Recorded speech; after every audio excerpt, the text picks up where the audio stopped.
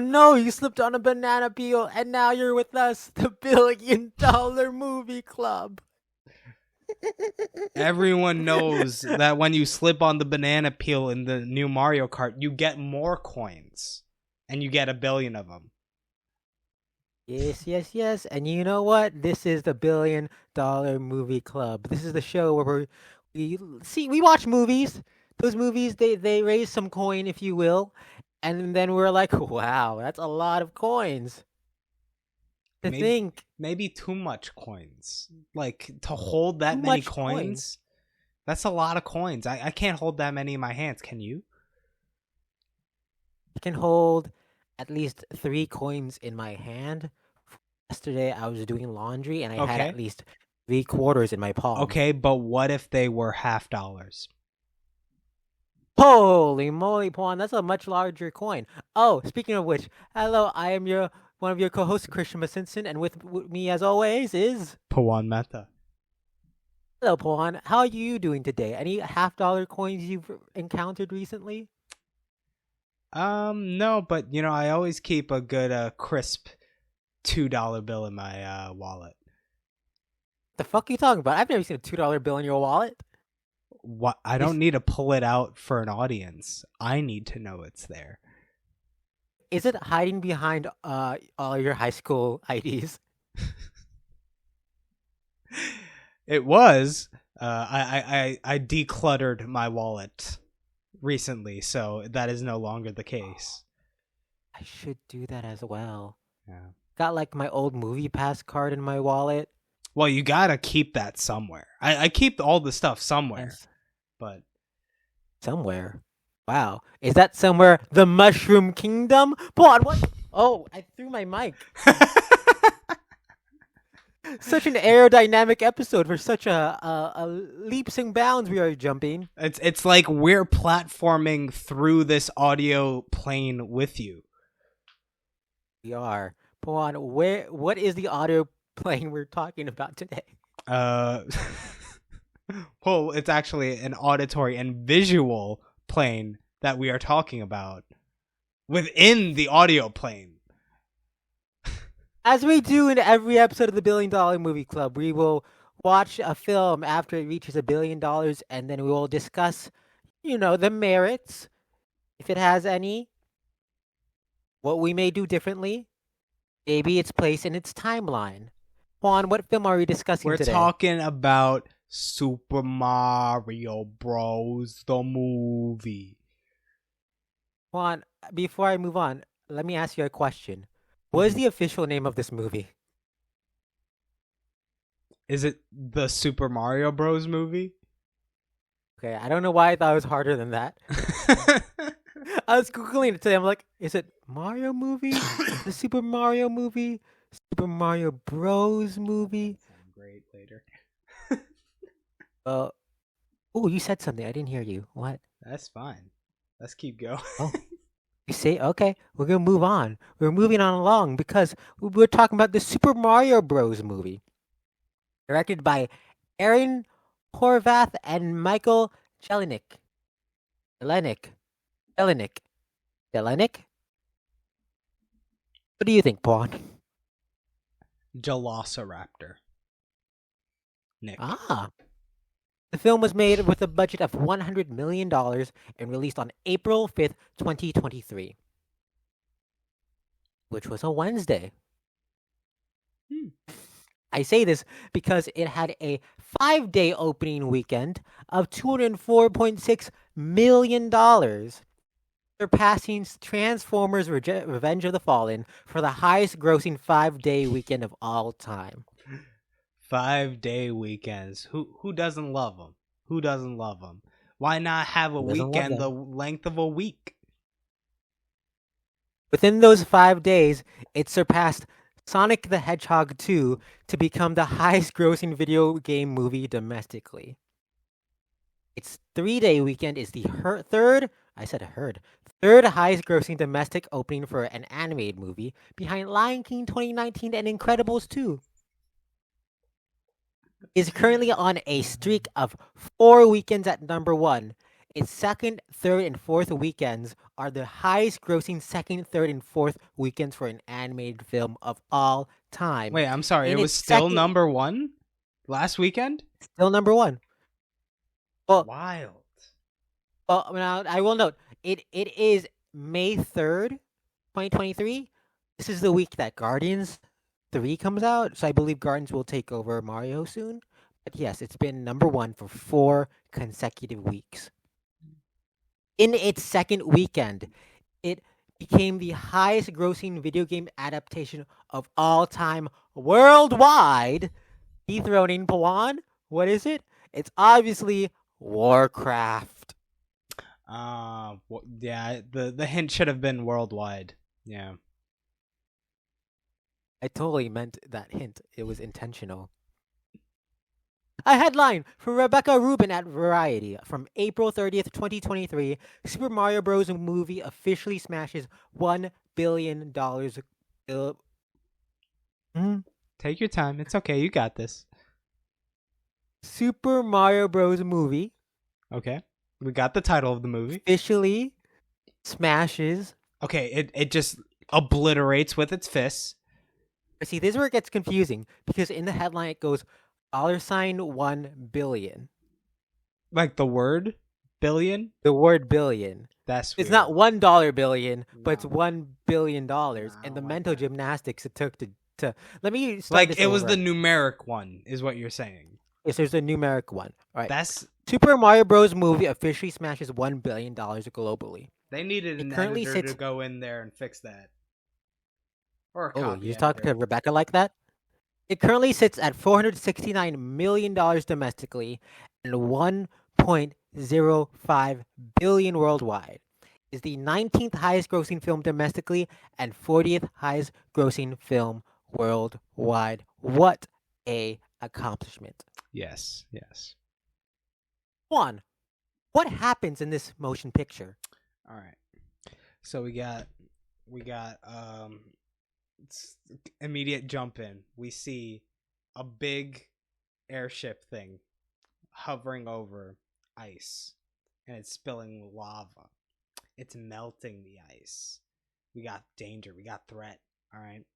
We see the people the turrets coming out of the airship ready to attack. But who are they attacking? May Who? I ask a question? Uh-huh. You say the turts? Yeah, the turrets. Okay. You don't know about the Interesting term. turrets? Explain more, please. You know, there's green ones, there's red ones. I think there's one blue one in this movie. Okay. Yeah. The turts. Go on. Who are they attacking? We got some penguins showing up. And they came decked out. You know, they got the snowballs, they got the trebuchet, but it turns out that does nothing for the turts. The turts feel nothing. They overtake the penguins. And now we see the big turd himself, Bowser. Yeah. And he grabs the power star and he says, "Who's going to stop me? Y'all can't stop me. I got the power star. I'm the best." Immediate cut to gimmicky rap about two plumbers from the big city trying to make it in the plumbing business. And then it turns out they suck at the plumbing business because there's this dog that doesn't like them and ruins all their good work. And then they were like, you know what? How are we gonna make a splash in the big city? All right, we gotta save the city. The whole area starts flooding. They're like, you know what? We're the ones for the job. They go under the grounds. They find the pipes. They burst the pipes because everyone knows you gotta break something to fix it, right? It's dangerous. Yeah. And then they go in the pipes, if you know what I mean. Waka I don't. waka. May you elaborate more? You see a real nice pipe sometimes, you're like, damn, let me see what's inside that thing. And then you get sucked in. You just feel the and you go in that pipe. Juan, I don't know if the mic picked that up. Can you do that again? It goes like Oh, it picked that one up. and you're in the pipe. Sometimes it goes like bucka bucka bucka. Yeah. If you're in the older consoles, it could do that sometimes. It wonders how it depends on how backed up your pipe is. Everyone, you know what? Check your pipes. Make sure they aren't backed up, all right? Just a little PSA out there. So they go through the pipe. They end up in two different places. We got the Mario brother, and then we got the other Mario brother, whose name is actually Luigi. Yeah, he got the short end of the stick. They should both be called Mario, if you ask me, but I'm editorializing right now. I'm supposed to be plot summarizing. Let's move on. So we got the Luigi brother, who ends up in a spooky area. It's almost like that one game I played. I forget the name of it. It's like there's and he comes across a big house, and it's Luigi next to a big house. It's eluding me. Let's move on. So Mario, he goes to a mushroom kingdom, and you see the joke is he doesn't like mushrooms, and he's surrounded by mushrooms. So he's like, I gotta go find my brother. He's in this other area, and then there's a little mushroom people there, and the mushroom guy's like, oh no, your brother ended up in the bad area where it's dark. So we gotta go on a magic adventure to with the princess to defeat the turts and get your brother back. And then they go to the next town over. They get some buddies. They lose those buddies 2 seconds later, and then they just fight the big turt and win. Hooray. Juan, I know it's been a couple months since we've done this. That might be your longest plot summary thus far. It may be longer than the actual Super Mario Bros. Movie. It felt like I was watching an episode of Ted Lasso season 3 because it kept going on and on. Yeah. And I wasn't sure where it was going. And then it just randomly wrapped up. But I must commend you, for you remembered more details than I think I would have. Let's set the stage, Pawn. Okay. You watched this film yesterday, right? Yes. And we ain't Today's May talking the 3rd. Danny Boyle movie. I actually did see Oh, this no. the day prior to today. We're currently recording on May 3rd. Pawn saw this on May 2nd. I saw this on the Friday the film came out, so April 7th, nearly 1 month ago. It's always fun doing one of these sorts of episodes, which I feel like are the fair. only types of episodes we're doing at this point, where you watch it when it comes out and then I wait for it to make the money.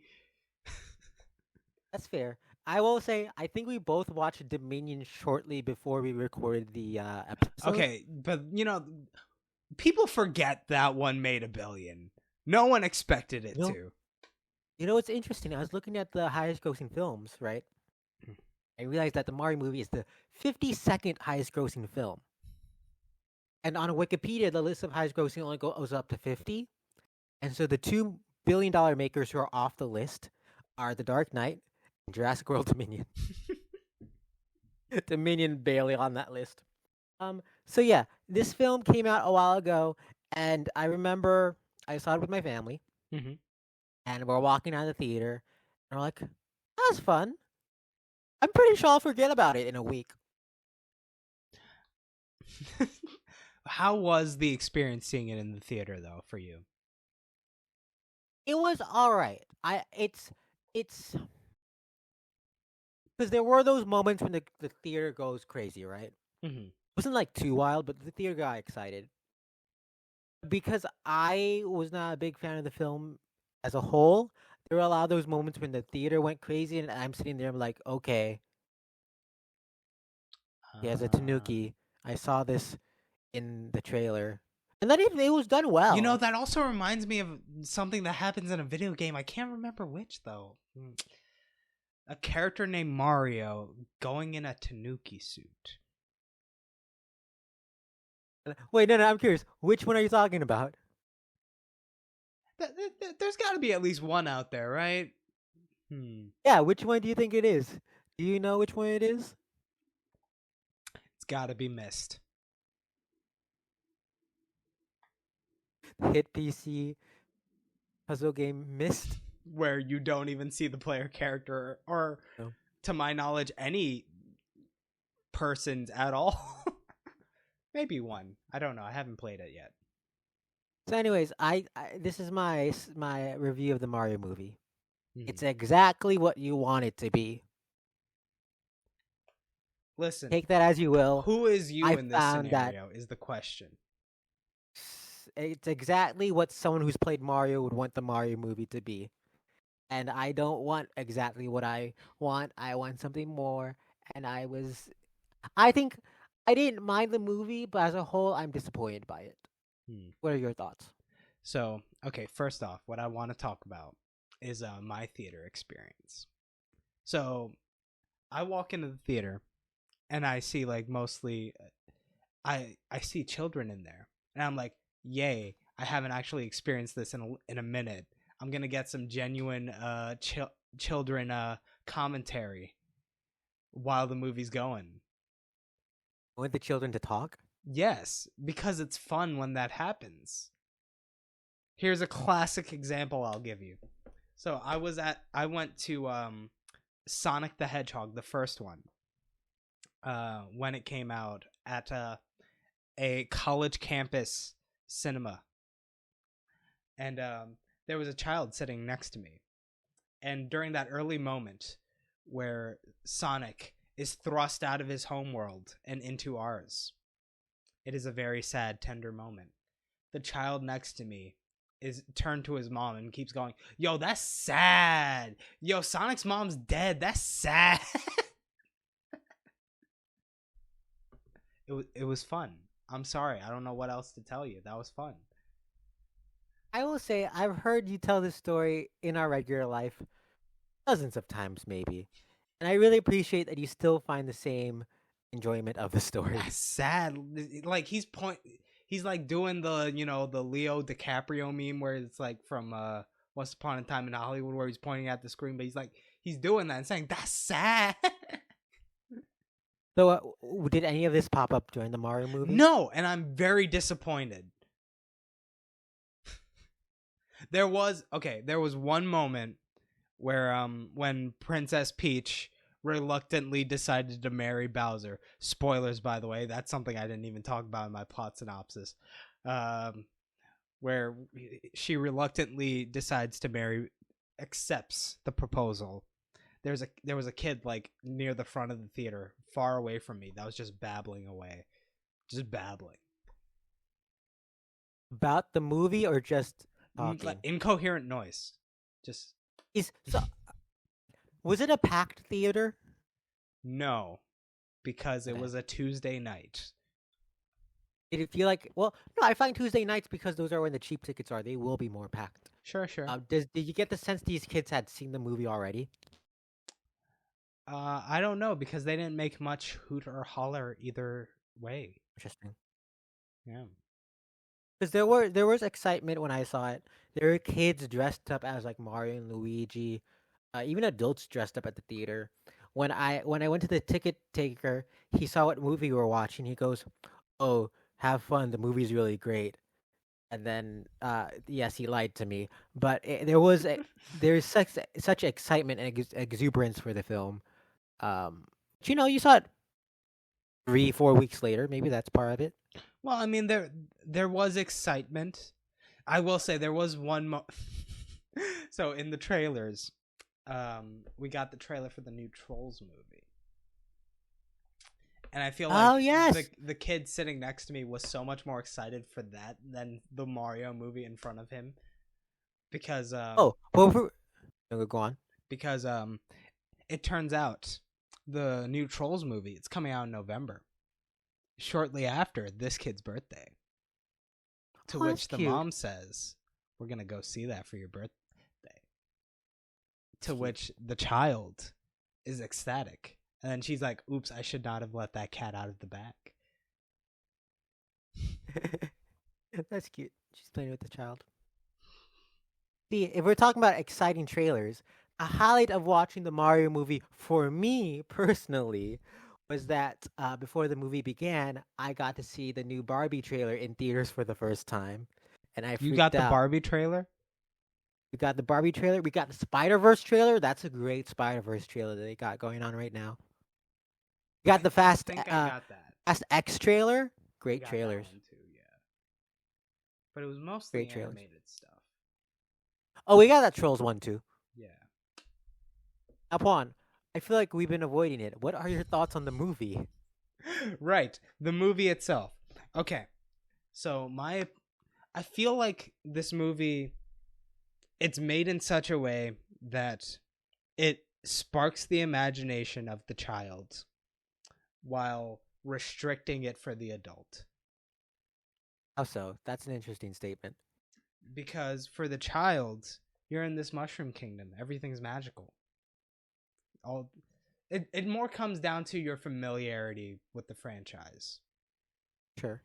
So there's so many moments throughout this movie where it makes like references, or they'll behave or move exactly like they would in the video games. Mhm. And to me, that feels like, I know for most people they get that ping of like, oh, I recognize that thing. My nostalgia thing is going off. But for me, that just feels like we can't do anything new. Yeah, We're just stuck in the same motions. that's fair. I feel like my thing is similar in that I found it threw everything at you, right? Every reference it could. The other thing, In I doing sorry, go ahead. Yeah,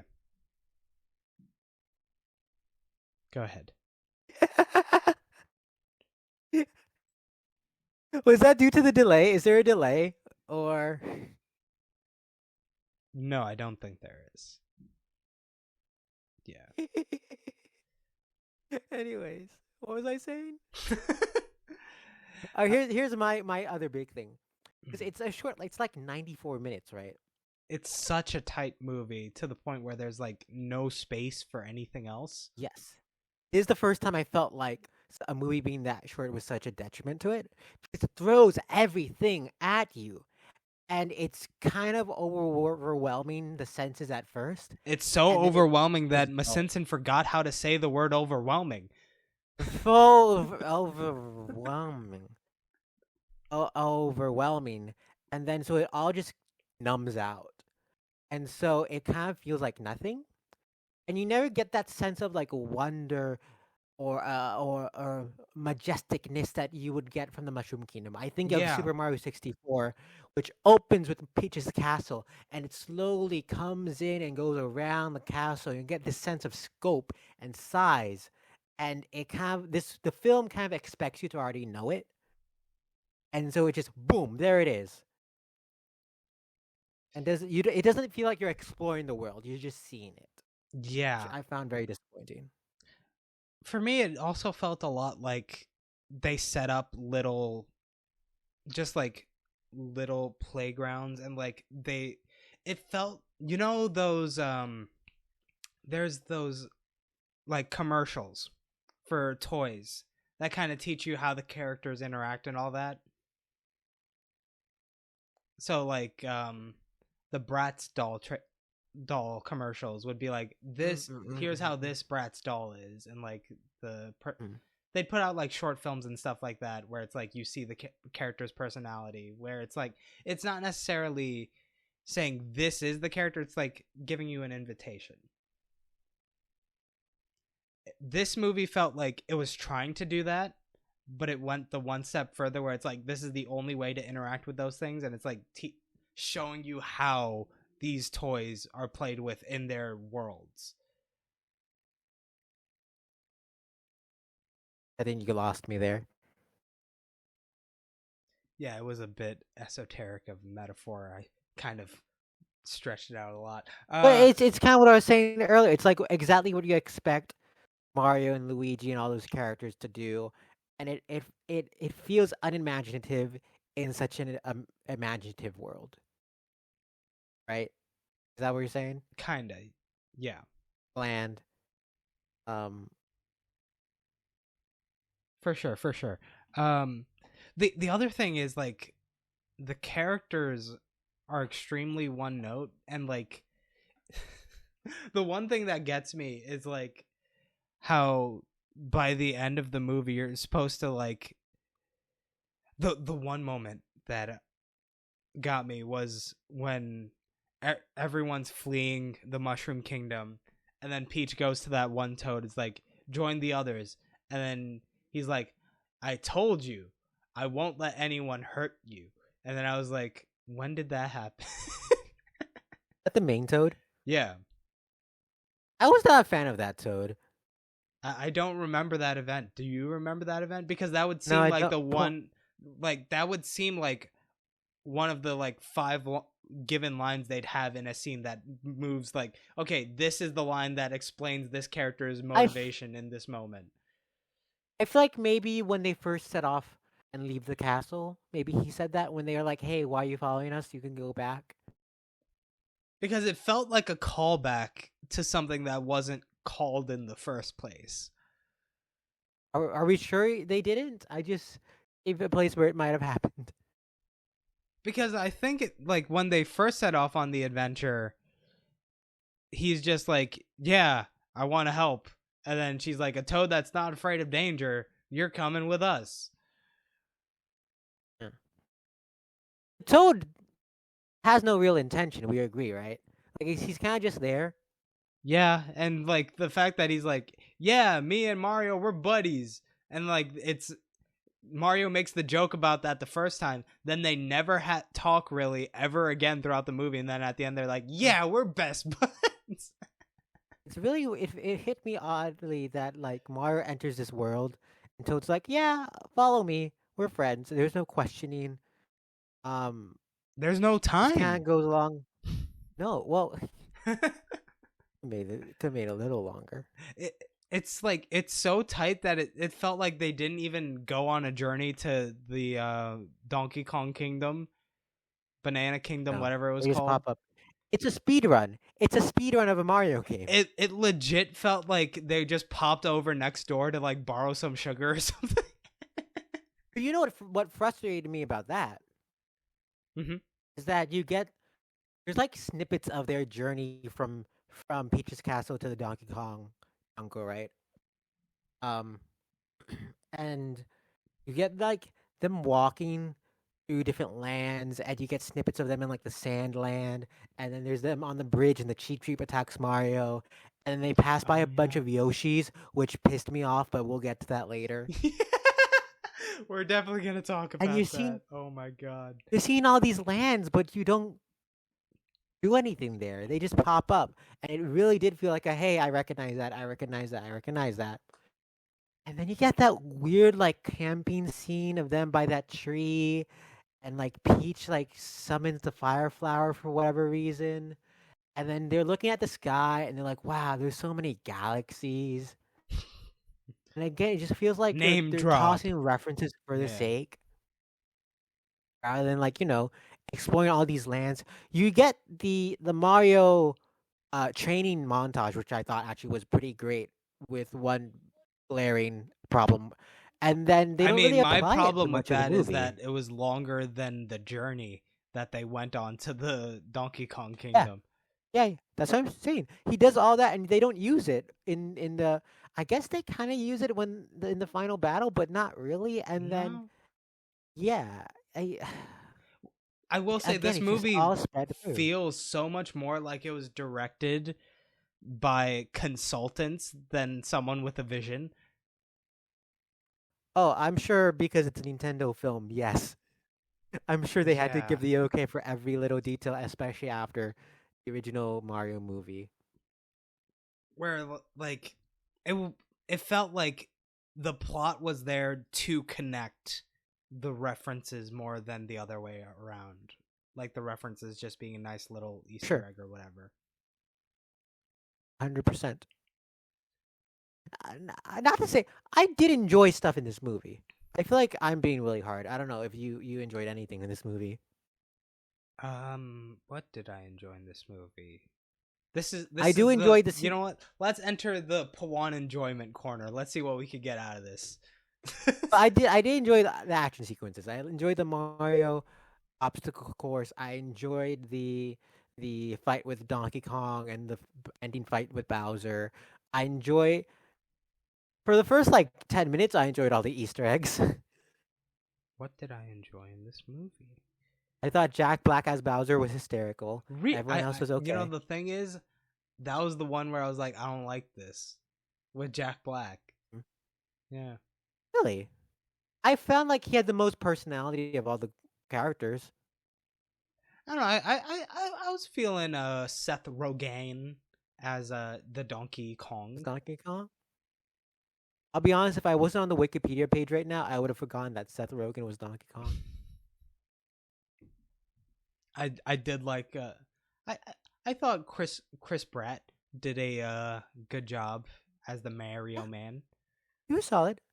And I'll add that although I don't find this movie to be very deep, I did appreciate the moments of when they attempt to add depth to the characters, whether it's the Donkey Kong Mario conversation about um them being disappointments, or I got a little chills when Luigi comes to try to save the day at the end and blocks like Bowser's fire. Oh, I don't forget what does he block?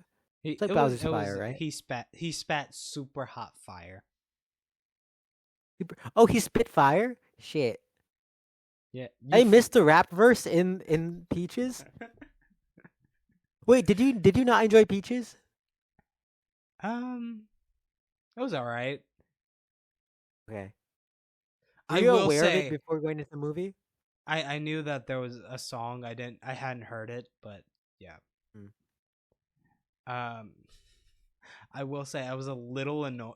The one Easter egg that really made me go like, "Oh fuck you," was when he went to the what's the name of that dude that's got the wand? Kamek? Yeah, or when Kamek interrupted the song and he's like, "Let's do a duet," and then they just Like do the woke another thing. reference. It's like, ah. I didn't mind that because I think the underworld theme has this dark, grimy feel to it that I think added to the conversation. But that's fair.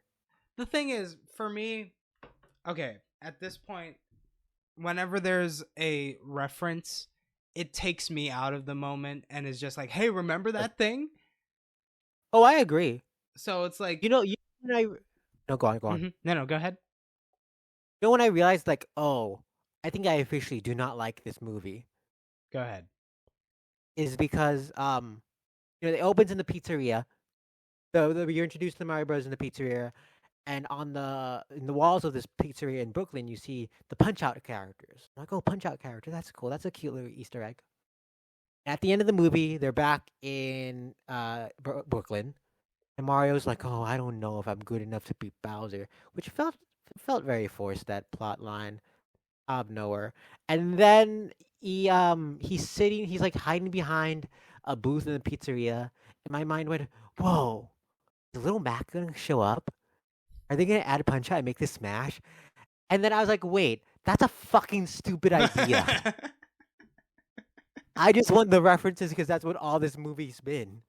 That would have been a terrible idea. And adds to the fact that it got very distracting. That was all I was expecting from this movie.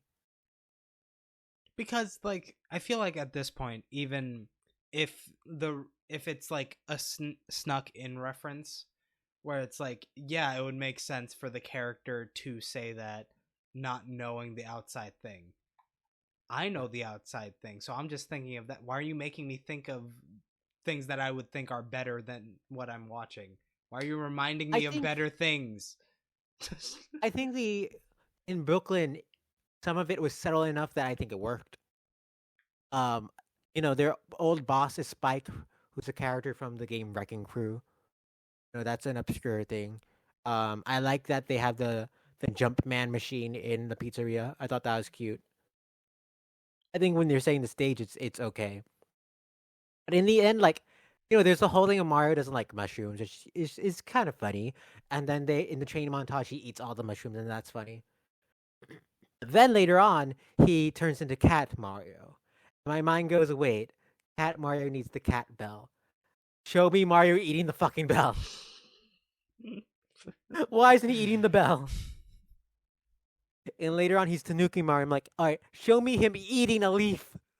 Well, I mean, Commit. leaves can be edible. You got to find the right ones. I don't know. Well, let's see if let's let Mario find out. I don't know. Do we know things? Let's find out. Yeah.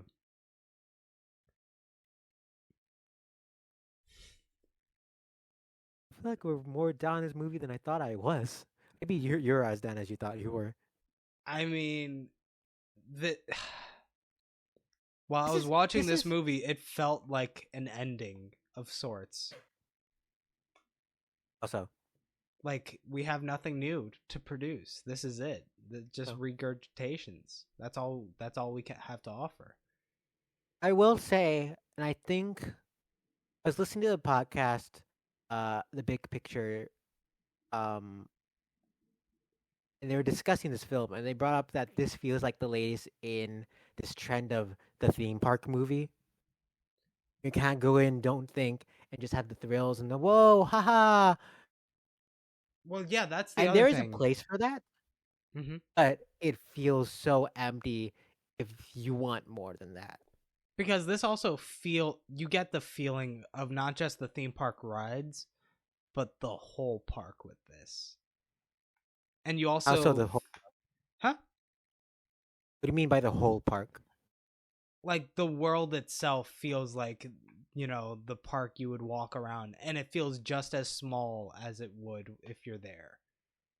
Okay. Like how in Disneyland they have limited space for whatever new park they would want to build, so like they have to build tall walls that are like, yeah, it looks nice and you can't see that the thing that breaks the illusion, but like it's so cramped because of it.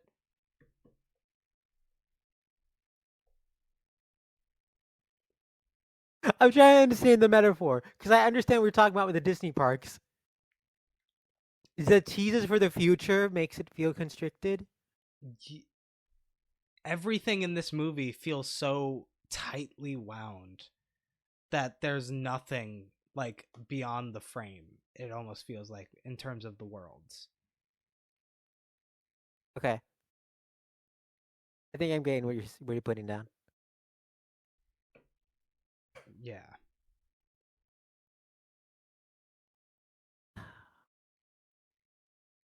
And the Yeah, thing is, I hate when I don't like the movies that that a bunch of people I know like, and I just come across as the hater, and I guess I am the hater. I don't know because I went with I was talking to my family after, and they all agreed that like it was fun, but that was kind of it.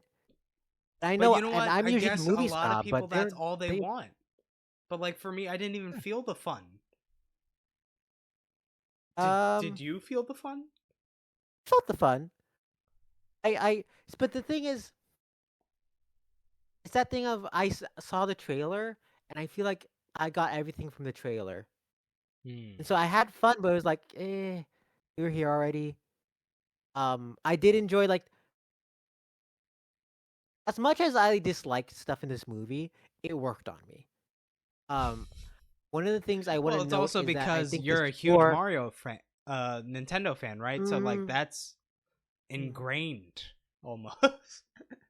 Yeah, but I wasn't like a Snooki suit. I was gonna note. I think a large part of it is the score. Oh god. Yeah. A lot of the score reuses a lot of the original Koji Kondo stuff from the games. Brian Tyler, who led the music on this, um, What I find fascinating more is than like anything else, Mhm. more than anything else in the movie, I think the score gives it epic scope. Right? Talk about how it feels so small and limited, but I think the scope comes from the grandiose nature of the score. And so I was excited during the Mario Kart sequence. I felt a sense of tension, not like very dramatic, but there's tension in the Donkey Kong fight. The final moment when they get the star and they beat Bowser, which I'm thinking back, I'm like, I don't know what they did. Did they like punch him or something? I don't know. Yeah, they just kept But I punching felt him. this exuberance. I felt this exuberance and excitement that I think the score lends itself to, and really brings it and saves the movie really. Hmm.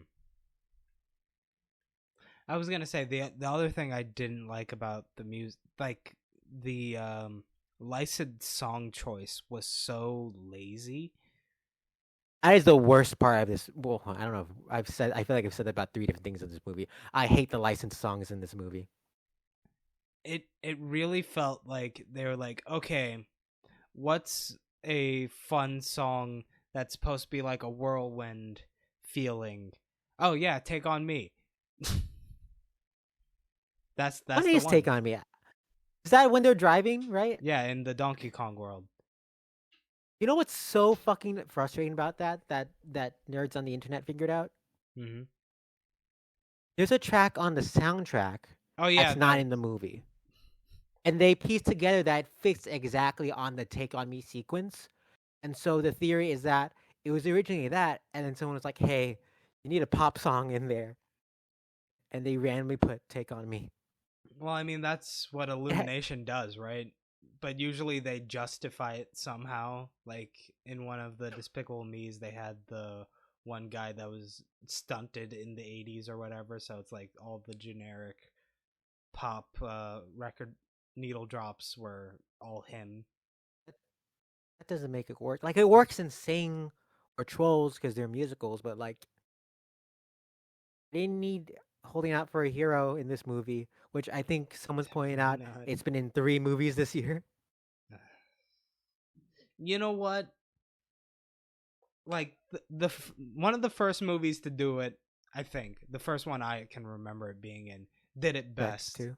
Yeah, Shrek 2. And no one has to do it again. You can't be How many Shrek 2. movies do you think have used that song? Ooh, I have no idea. I assume a lot of children's movies. Can you It's hear really talking that? about like the Oogly Loves. Can you hear that? No, Okay. Sorry. you're good. This is going to be a But pain in the ass to edit. yeah, I feel like there's gonna be a lot of editing in this one. Sorry.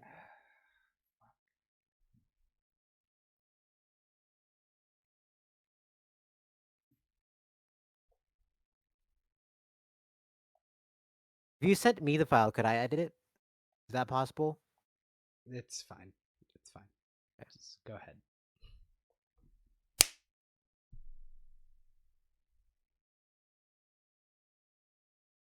So there's nothing you enjoyed in this film. I'm intrigued. There I has to be no no no something. no no no no no. Okay. I didn't explicitly put it in the Pawan enjoyment corner, but let's go to there. Let's go to that space. Let's visit. Let's see what we find. Okay?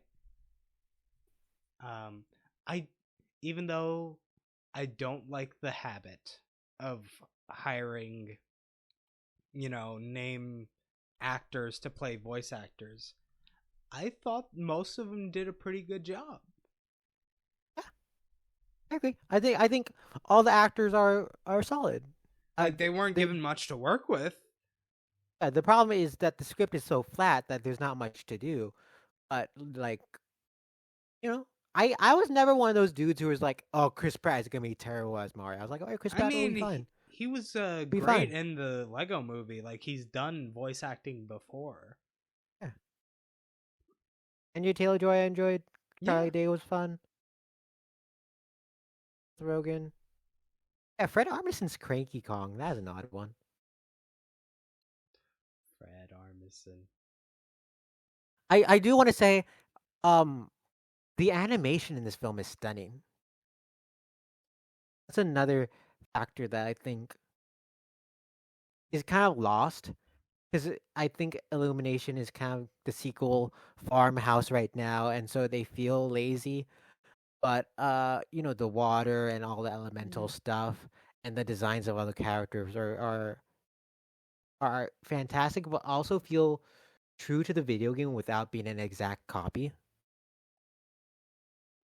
I could see that. I didn't feel that, but I could see it. I don't think it's like revolutionary, but you see the illuminationization, if you will, of like Mario and Luigi, but it doesn't feel like what's that term? Uncanny Valley. It doesn't feel uncanny valley. Like it feels fit for this world. You know, And then people let's like, put a pin in that one. We're gonna come back to that in a later segment. ooh, later segment. I think the Toads look fantastic and all of the Bowser's minions. I want to shout out the little Luma that like is obsessed Oh with death. yeah. I That think I always read got a good somewhere laugh. that it was that the voice actor for that was like one of the director's daughters. Yes, yes. That was always adorable. Yeah. I like that we see. I guess you've seen Peach grab items in Super Mario 3D World, but I liked when DK got the Fire Flower. I don't think we've seen that in the games, and his tie changes colors. That was a nice, cute thing. I will Yeah, say, I feel like for me, with the Luma moments, after the first one, I was like, oh, I see where this is going. I get it. I get it. it's fair. It's fair. Juan doesn't like running gags. Well, you gotta build. There was no Juan, if you build. don't care for running gags, then let you know how they feel about it by sending an email. Well, we're gonna have a little fun with the Juan, email hit a them little with that later. email. Hit them with the email. $1,000,000,000movieclub@gmail.com. $1,000,000movieclub@gmail.com. Let us know if you're sad that they lit the King Babam on fire and killed him at the wedding. Yeah, that was wild. Like, bro didn't deserve that. He was just chilling. He did. He That was wasn't funny though. attacking anyone. He was just sitting there. I gotta say that wedding planned really quickly. You know, Really quickly. there's something to be said for a really good shotgun wedding planner. Oh, I guess there is. You know what I found interesting? In the aftermath of the film's release, I'd seen some reviews and some mentions of like, ooh, Bowser wanting to steal Peach. That doesn't age well in 2023. I'm like, huh. That feels too woke. Oh no, the villain's doing something bad. Yeah, I'm That's trying an to odd thing remember to what it complain about. was. But there was a moment where maybe I am getting old because there was like one moment near the like climax of the movie where like the wedding was happening. And I was like, how will this affect the kids? Like seeing them get married? Where it's like she went through with it against her wishes, man. How will this affect the kids? I will say she had a plan to get out of it, right? Yeah, yeah. It's not like she accepted and then the movie ended. You know what, Miss Simpson? Sometimes I like to be surprised by obvious things, so I turn off the expectations. I have a question for you. Mm-hmm. I realized as you gave your synopsis, within the first like minute of the synopsis, I realized something, right? Mm-hmm. Because in the opening of the movie, Bowser grabs the star, right? Yeah. Couldn't have he like become invincible and destroyed stuff? Well, see, the thing is, he didn't like grab it. He just like politely grasped.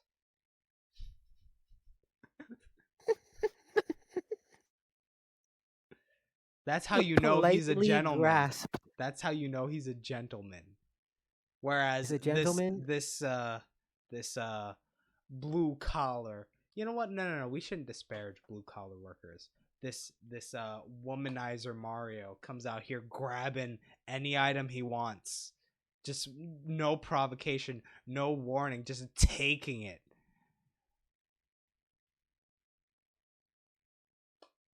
Mario's a womanizer? Yes.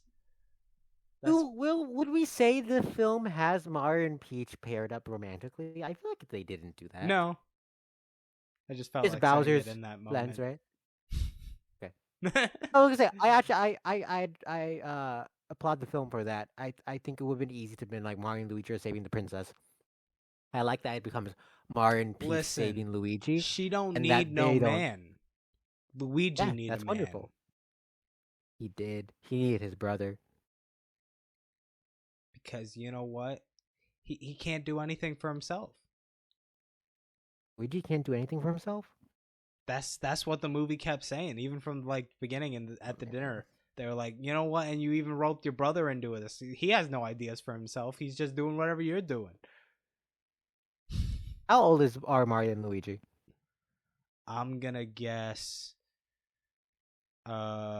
23 and 19. Alright, that's reasonable. I don't know. That's scary thinking Mario and Luigi are younger than us. Well, like they were going for that vibe where like I don't know, it felt like Peach was older sistering Mario through it. You know what I mean? Oh, I didn't get that, but I could see how you could see that. Yeah. Anything else you want to add? I feel like we're done. We both acknowledge the movie exists. I will say I saw stills with Frankie Kong in them online. Frankie Kong? Funky Kong, sorry. Funky Kong. Oh, sure. Why do you say Frankie? I don't know. I don't know. Yeah, I'd seen those two in the Mario Kart scene, right? Yeah. I didn't notice it in the movie and I was very upset. No, That's I the think one it was just a reference I monkey was that like, looked like you know Funky Kong. what? I want Funky Kong. I think Take it was out just one all that the looked other like references and put in Funky Kong, and I'm happy. That's all you need to do. Spoiler I will alert for say, fixes. That's not the fixes I'm gonna give, but that's a big possible one. I enjoyed when Cranky Kong calls out Diddy Kong, and you see Diddy with Dixie, and I think even like Tiny or Lanky with them. Other Easter eggs I enjoyed. I enjoyed when Mario is playing Kid Icarus for some reason on the NES, and above the TV there's an R-wing from Star Fox. That was fun. Um, I will say the it the references I didn't like were go on. I mean it wasn't the references fault. This is going into a little bit of a soapbox. Credit your musicians. Because like the DK rap at the end from Donkey Kong 64. You're right. If it was any other company if Nintendo wasn't involved in making this movie, they would have had to put Grant Kirkhope's name in there. Yeah, are they going to do the rap? Yeah, no, Grant Kirkhope made that song. He wrote that song. Oh, it's uncredited. Interesting. Yeah, and they uncredited like the songs that they took from their games, and they're like from this game. And they put it side by side with the songs that they have to give the full credits to. It's kind of messed up. Interesting. Kind of messed up. Got the DK rap person. That is very messed up. The wild, wild west of the video game industry in the '90s, where there were no rules. Well, that's the rules of today because they also did that with their Metroid Prime remaster, where they were basically like, "Oh yeah, and look to the credits of the previous game," when they literally took that game and built on top of it, so those credits should have been included somewhere in the game.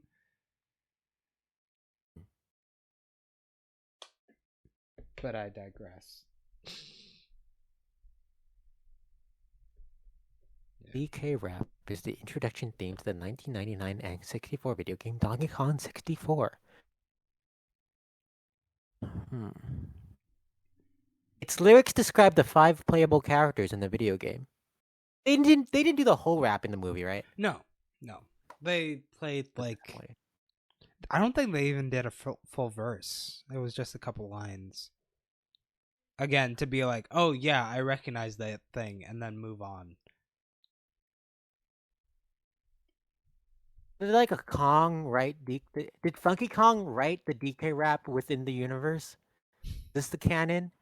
I think Funky Kong is the DJ in the music video. Oh, That's the opening. Like when you boot up Donkey Kong 64, the first thing you see is the DK rap. can we talk about what really pissed me off in this movie? Go for it. Because obviously, this movie was gonna have a post-credit scene, right? Oh my god. Every big movie needs to have it. And so, whoa, I'm sitting there like, okay, this movie's fine. I enjoyed parts of it, but I'm kind of disappointed. But it's gotta have a good post-credit scene, right? It's gonna be badass. It's gonna be like Wario and Waluigi. Post-credit scene. Like it literally It's fails a slow. at being So a good let's version paint the of scene. what Let's it's paint the trying scene. to do. Let's paint the scene. We're in the pipes, the sewers of Brooklyn. Mushroom Kingdom world in the climax of the film has come into the real world, and then they're pushed back in the sewers, and we go through, and then we find a Yoshi egg starting to crack. And do we hear Yoshi go, Yoshi? Yeah. And that's it. And that would have been a great tease if we hadn't seen like 80 Yoshis earlier in the film. Just in the background. Like how? Yeah. The It thing wasn't is, even just the background. It wasn't just in the background though, because they're running, and then you straight up see one in the center stop and look at Mara and the crew.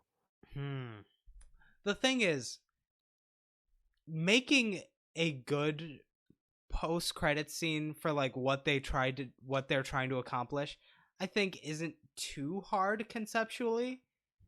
Oh, It's literally just tease something you didn't do in the movie that fans would recognize and be like, "Oh, that's something I could see coming." Where it's like, "Ooh, what possibilities can they do with that?" But the thing is, you already showed us that in this movie. So like you failed at doing the most basic thing. another mid credits was fun. We had tiny Bowser. This is singing another Peach's- scenario in which the Sonic the Hedgehog 1 movie was so much more fun in theaters. I will say the Sonic movies have a better end credits. Fuck, do I like the Sonic movies more than Mario movie? I do. I think I like 2 more than the Mario movie. I don't like 1. The thing is, while I was watching this movie, I was like, do I like the first Sonic the Hedgehog movie more than this? And like, even the thing is, the first Sonic the Hedgehog movie is kind of just like generic, like live action children's movie trash. Mhm. But I think I like that better than this. Sure. Look, I don't feel passionately enough about any of these 3 movies to be like starting up a fight about which is the better. I mean, I'm not like, yo, these are the greatest movies of all time. I'm a be on the hill defending these, even while the locusts come from all sides. The locusts from one of the movies that made $1 billion. I forget which one. It might not be important. There's Locust in a movie that made $1 billion. Minion? Huh? Minion? Jurassic World Dominion? Yeah. Okay. I thought you were talking about Last of Us for a second. I'm like, that wasn't a movie. Locusts, not mushrooms. I thought they're called locusts in anyways, that's no big deal. Yeah. No, locusts are like the like waspy type flies that come in droves. Juan, I feel like we've been talking about this movie longer than the movie's runtime. Any final thoughts? Uh, if you've played a Mario, you'll be like, "Hey, that's the Mario I played." Yeah. You'll have I more I fun playing the game. This feels like a trailer for the Mario brand more so than a movie in itself, which yeah, yeah. that's kind of the point. Again, it's an example of like the theme park movie. Um which has been like it has this like reputation of like that term being bad. I don't think it's inherently bad. I'm just not excited for those movies that are just like, hey, let's wow you with merch and lore, and then you're gonna buy the merch. I I usually try not to listen to like reviews and stuff before our podcast, but it's been a month. Mm-hmm. I don't remember who said this, but and I think it's probably multiple people said this. You watch the movie and then you want to play the game because everything you do in the movie, you do in the game. Yeah, no, exactly. I feel like this is the one example of a time where like the brand consultants really had to work for their money. Like they were the directors more so than the director. And I think that goes into my thing of it's exactly what you want for a Mario movie. It gives you it is so close to the source material that it it loses anything surprising and also retains the the lack of story, Yeah. and so it just falls flat for me. Yeah. Before we head to our break, Pawn, I just for the fun of it, Mm-hmm. I'd like to run by you the 10 highest grossing video game movies of all time. You want me to guess? If you want to guess, we can save that for after the break. But I thought let's just run through them because there's some more stuff I'd like I to do kind of with you. want to guess. All right, so we'll get back to that after this break. Let's go. Wahoo! Juan, what Super Mario power up are you? Ooh. Do you know? Let's find out on this quiz from Pro Profs Profs. Pro Profs Quizzes. I have questions. Wait, pro. I'm starting to think that this is one of them websites that you go to for like studying up for exams in college, like Quizlet. It might be. And it's funny that they have this sort of thing on there. But you know what intrigues me about this link? It says 5 questions, and next to it, attempts 5,786. Attempts. Someone attempted this and didn't finish it. Listen, going through Juan, 5 questions is hard. Hey, we all know that Mario would be nothing without his power-ups. How well would you be able to assist everyone's favorite Italian plumber? Next to Luigi, of course. Oh, this is weird. All right, let's start All right. on question 1. You see a person who has just dropped his wallet and hasn't noticed yet. He starts to walk away. What do you do? What are the options? Oh, I clicked my answer. Oh. Just hold on. I didn't realize it was gonna move away so quickly. So let me refresh this. I also have it All right. pulled up. Ignore the wallet. Someone else is bound to return it. Start to return it, but catch a glimpse of the cash inside and decide to keep it. Pick up the wallet and return it to the owner. See if anyone is looking. If anyone is, take the wallet and return it to the owner, explaining that you always are this kind. As soon as you notice the wallet, you run over and grab it. Then run at full speed towards the man, screaming for his attention all the way over. Are we gonna pick up the wallet and return it to the owner? That's what we're doing? That's what I'm doing. You know what? Let's have different answers. Yeah, that's what I thought we were doing. All right, I'm gonna catch a glimpse. I'm gonna take a little peek. Okay. Question 2. You are at school when one of the least popular kids in school invites you to a party. You realize that you can't go. You ignore the kid, hoping that she will get the idea. Tell her that you can't go, but that her party probably won't be much fun anyway. Tell her politely that you can't go, avoiding any mention of personal feelings towards her. What? Tell her that you would be caught dead at one of her parties. Just point and laugh. I do the nice thing. Tell her politely that you can't go. I question these personal feelings towards her. Wait. So here's where it gets murky. My Yeah. understanding of you realize you can't go was that you had some prior obligation. Yeah, that's what I thought as well. But these potential answers are all hinting towards like, oh, that's popularity suicide if I do that. I also agree at how poorly crafted this question and the choices are. But Pawan, what do you expect from pro prof's quizzes? Telling her politely, I can't go. What are you doing? I expected Pawan, more what are you from doing? I expected more from the pros of professors, the professional professors. All right, I expected more. All right. Pawan, what's your answer?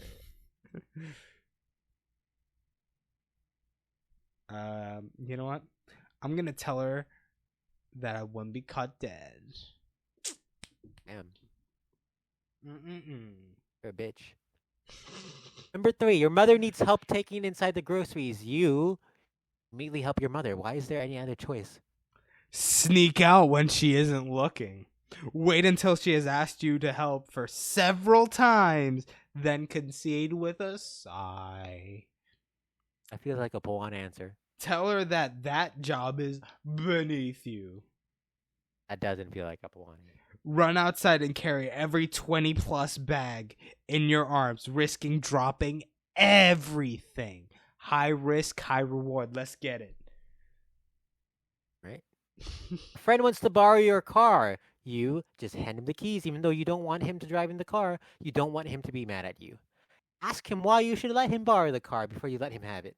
Trust your friend's good judgment and hand him the keys. Refuse letting him drive your baby. Offer to let him ride while you drive. You know, when it comes to cars, I trust everyone except my closest friends. So this is quite a pickle. It's quite a chaotic quiz taking from Boan Meta. I'm gonna pick offer to let him ride while you drive. Yeah. No, you shouldn't pick that. I should pick that. You shouldn't. Oh, hold on. This is under the assumption that I drive. All I'm saying is I'm not trusting you behind my wheel, all right? Yeah, I agree. That's a great call. Ready? Next question. The Final question. ultimate question. You make friends with no one. Anyone who doesn't annoy me.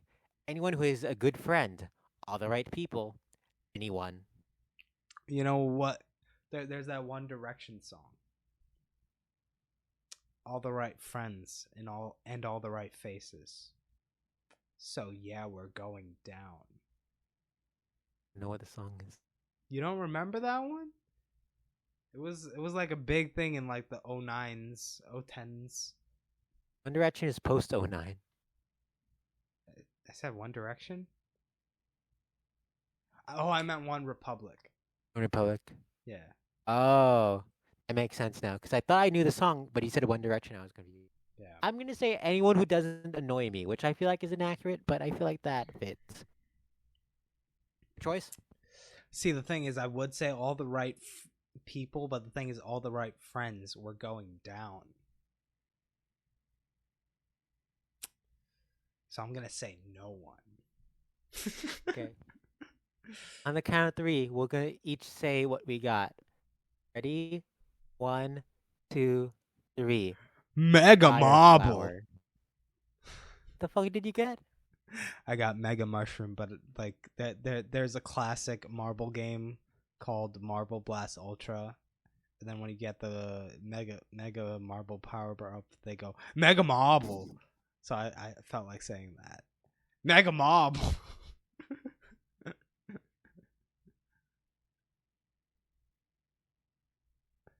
I don't know. My So answers you're don't the feel Mega very Mushroom? mega.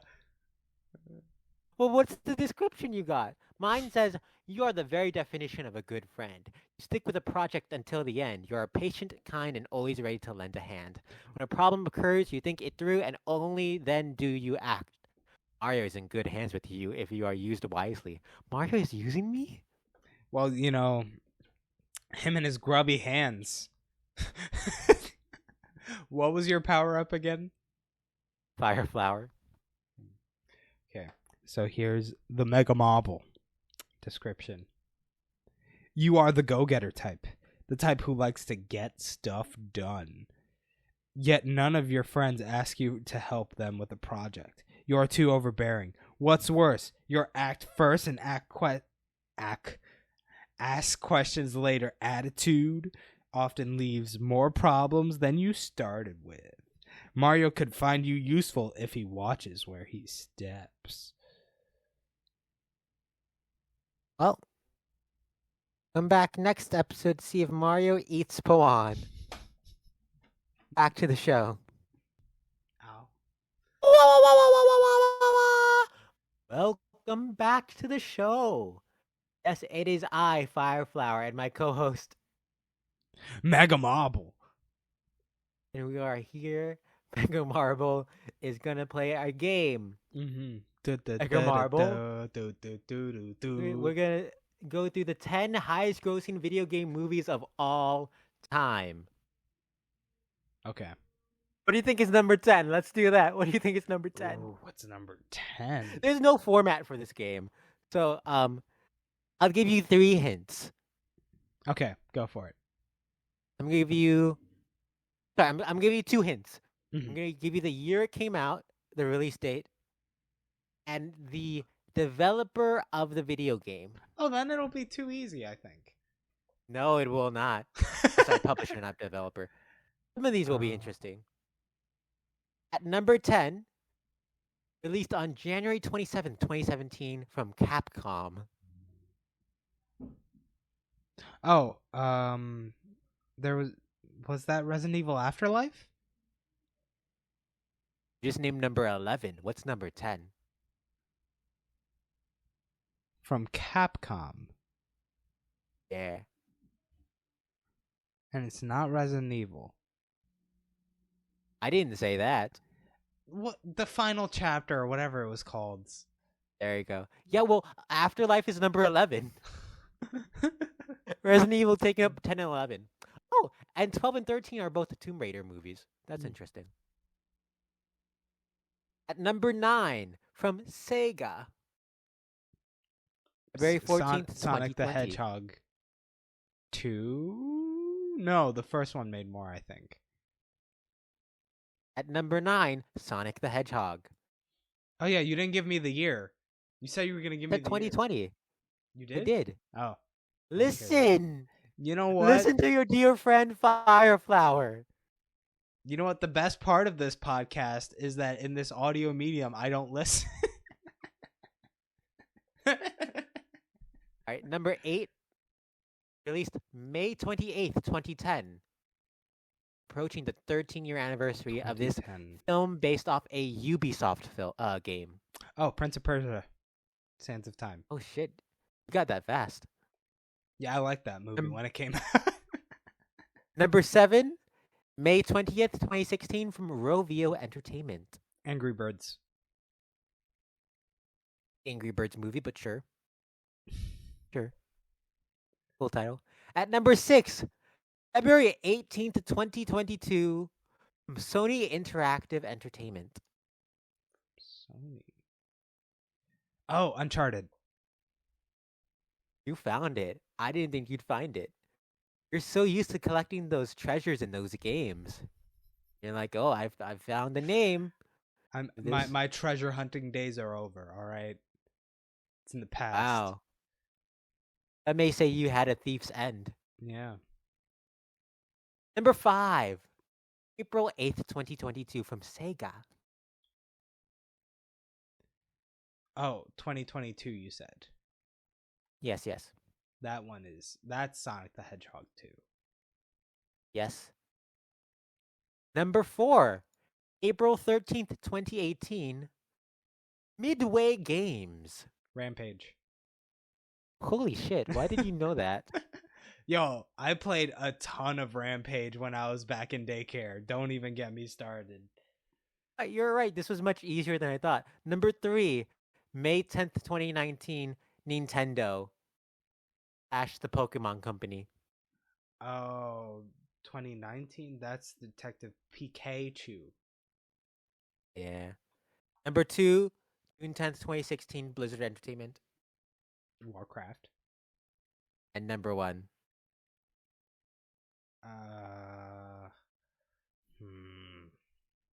I'll give you a hint. Okay. It's not Assassin's Creed. I'll give you another hint. In about 3 to 4 months, it will be overtaken by Gran Turismo. Did you say the publisher? Nintendo. Legend of Zelda. Of course. Fucking course. Super Mario Bros. Movie. You know what's interesting looking at these worldwide totals? Mm-hmm. Uncharted is only 4 million less than Sonic. Mm-hmm. Rampage is only 5 million less than Detective Pikachu, which is only 6 million less than Warcraft. These are all very close worldwide totals, except for the Mario movie, which destroyed everything. Right. It's really ridiculous how much money this movie has made. Do you think there's any lasting impact 1 month removed? The lasting impact is, hey, you remember Mario? Which everyone remembered Mario before the movie came out, so no, there was no lasting impact. I think it's interesting the song Peaches chart on the Billboard Top 100. But We're gonna come back to that. We're gonna put a pin in that too. Put a pin in that. Pin, is it time to take out the pins? Because Pawn, it's time to fix these movies. Oh no, all my pins are all over the place. Pawn, no film is perfect. No film. Do you say that? Let's see. Pawn, I'm gonna name a movie. You tell me if it's perfect.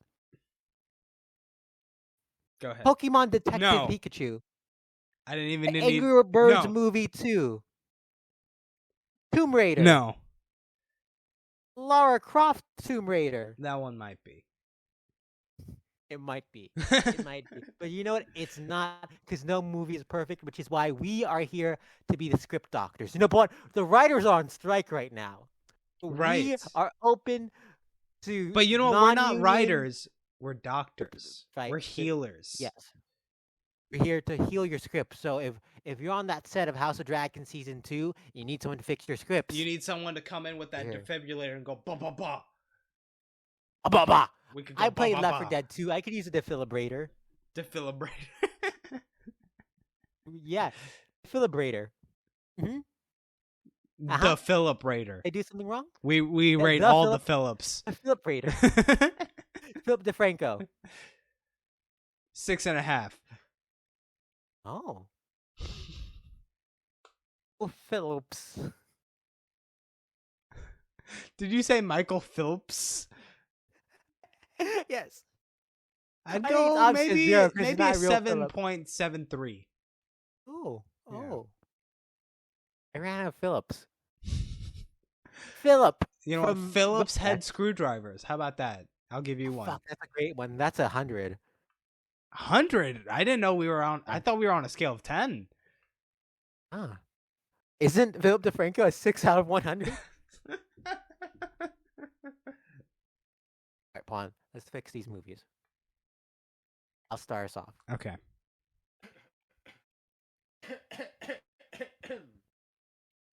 As we all know, Mm-hmm. we love a good reference. Of course. That's what this film had, and we're gonna add some more. But There we wasn't need a little enough. Structural changes.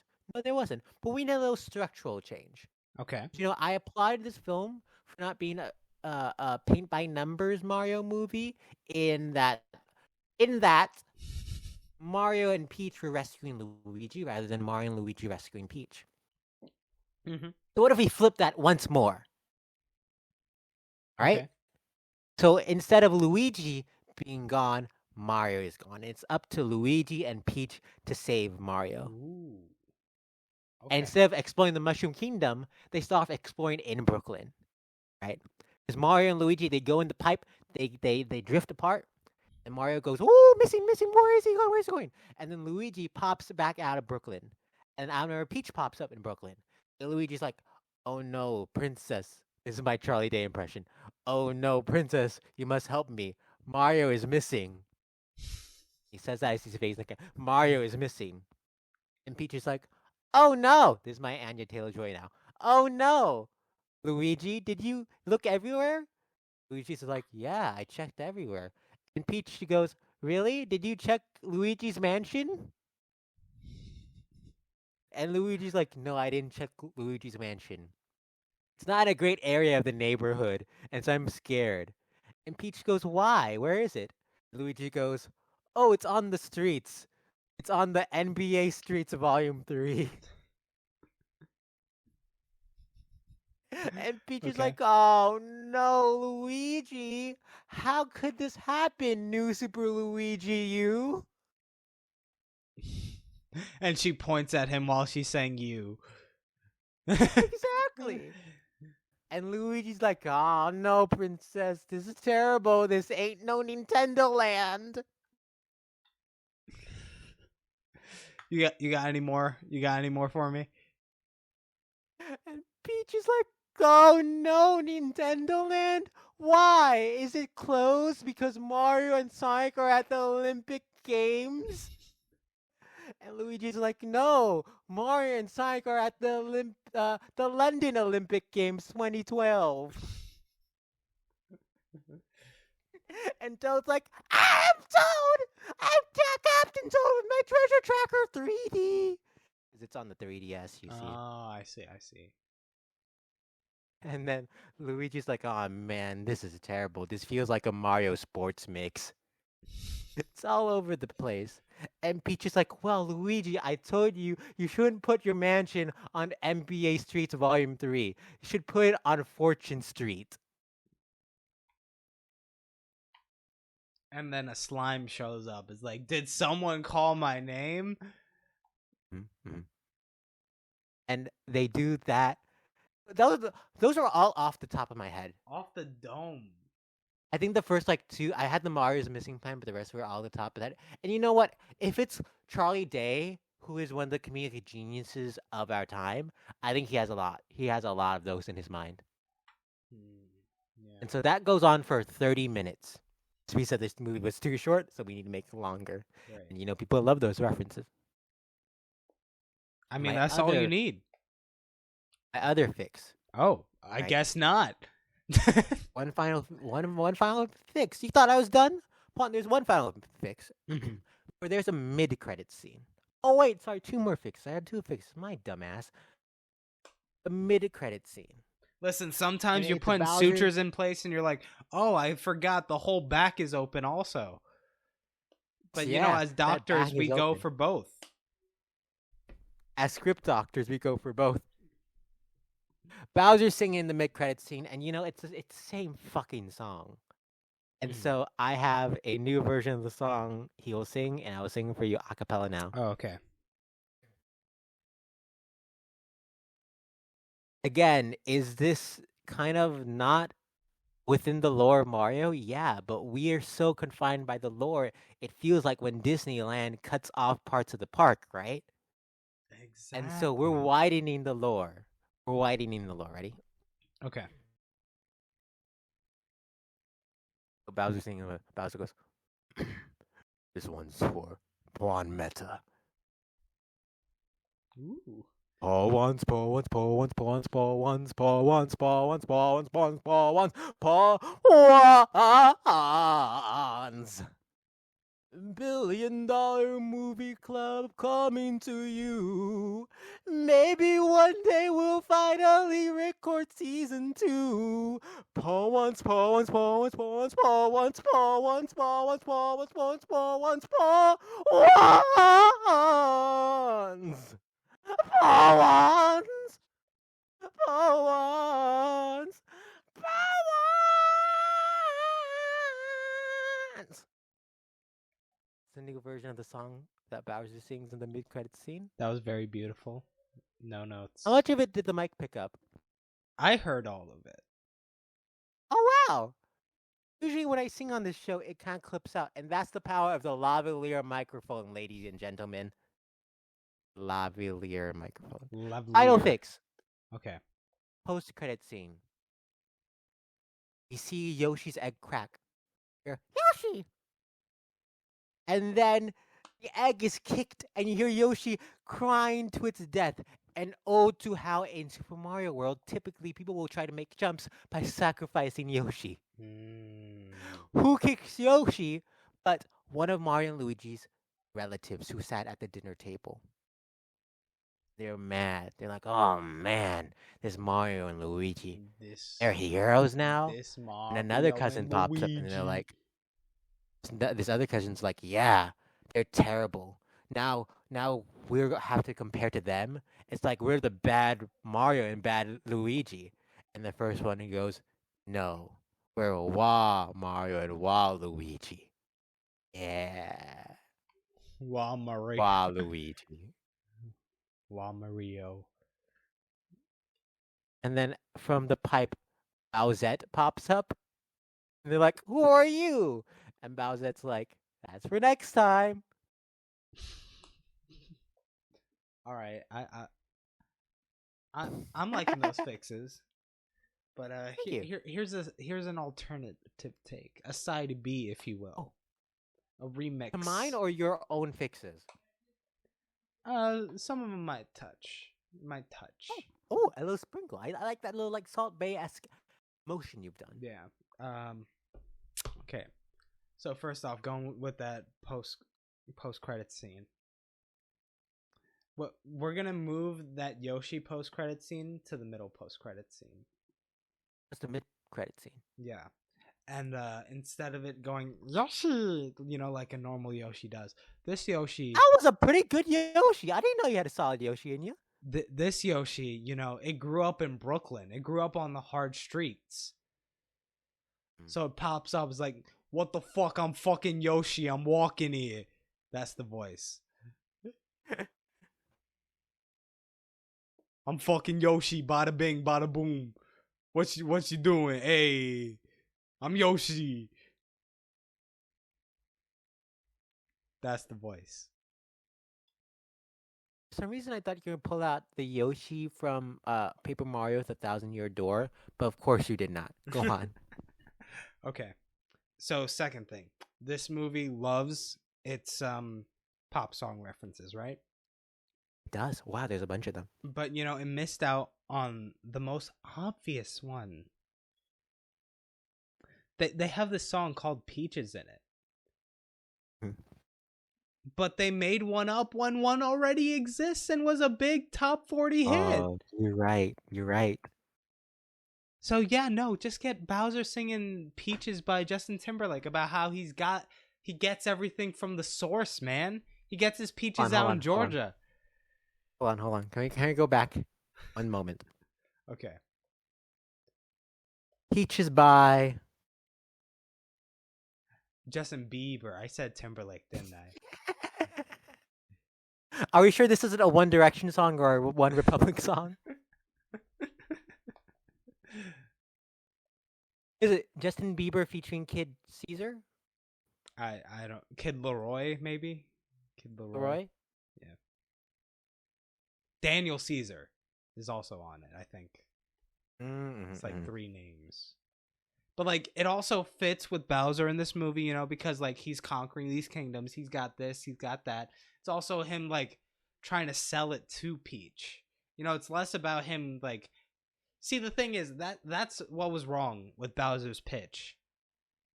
He didn't sell himself. Oh, that's a great lesson for kids. The importance of selling yourself. Because the thing is, like, listen, you can you can go up to your crush and be like, I really like you, but it's like, that's lame. All right? If I don't know you, why would I go out with you just off of that? That's lame. You got to find something that's like, you know what? We both like this one thing, or like I could show you a good time, or I could you got to put something on the table. Is this still in reference to the song? Yeah, because that's what the song is also about. Like the chorus is That was I know nothing about it. he gets his peaches out in Georgia. He gets his life right from the source.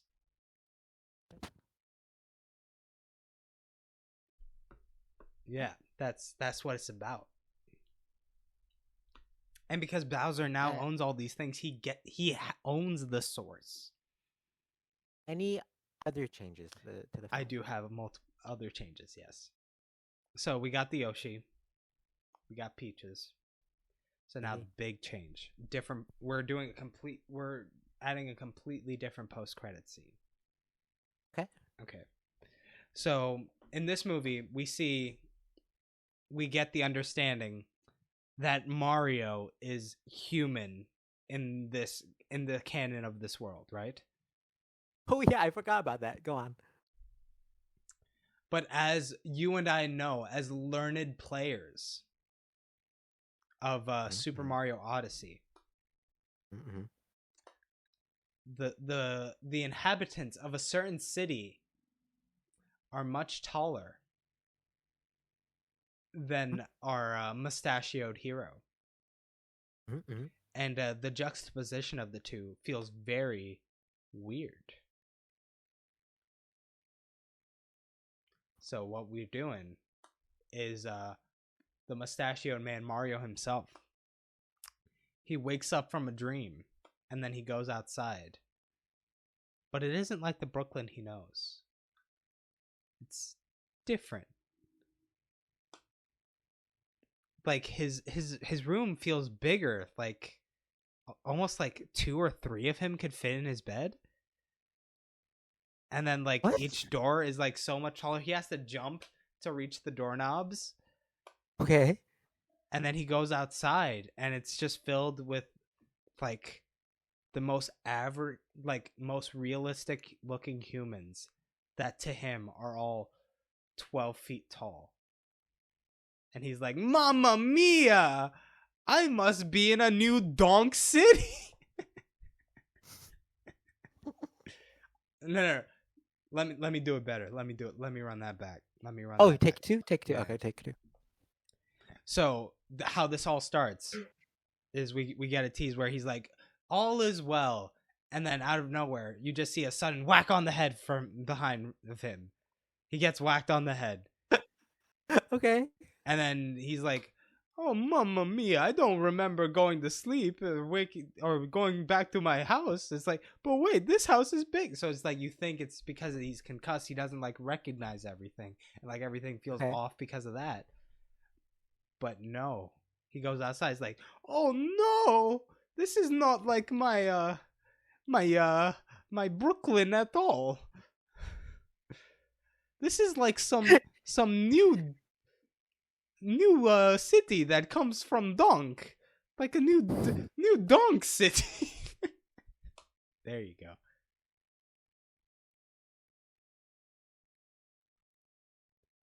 You there, Miss Simpson? Miss Simpson broke from how good it was.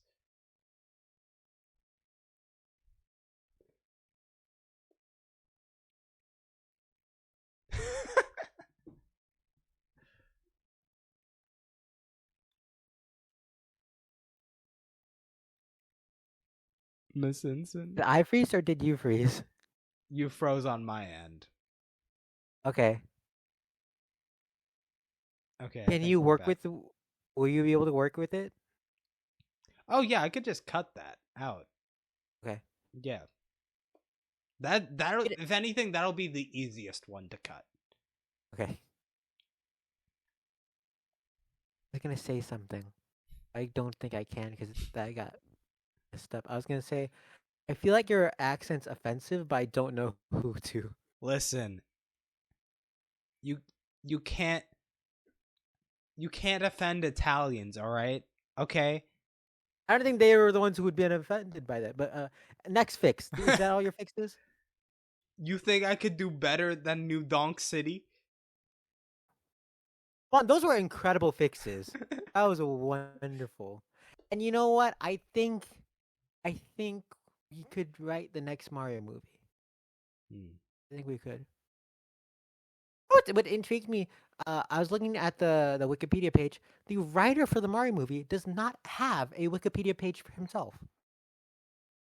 A fairly newer writer, at least the person who has the written by credit, Matthew Fogel. Um, it's weird because I think we both have problems with the writing of the film. I feel like it's not his fault though. Yeah. Um, I believe his IMDb said he was a co-writer on the Minions 2: The Rise of Gru. He was in that elimination bag.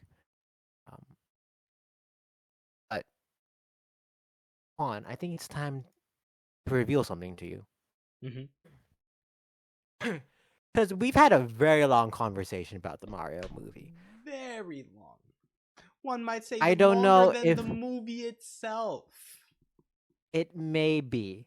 I don't know the runtime of the podcast. What's the runtime, Pawn? What? 8 hours long? Wow. It feels like an episode of Ted Lasso season 3. Ah, those are long episodes. On no film. We take it back. I did that already. One, we gave our subjective views. Right. But what is the objective Everyone consensus? knows the best way to analyze movies is objectively. You got to use the Because that's the only hard way. data. One, the greatest thing to analyze media is the Watch Mojo countdown because it's only lists. Only And lists. we have a list. We have a master list, if you will. One, it's time to look at the $1 billion movie club ranking of films.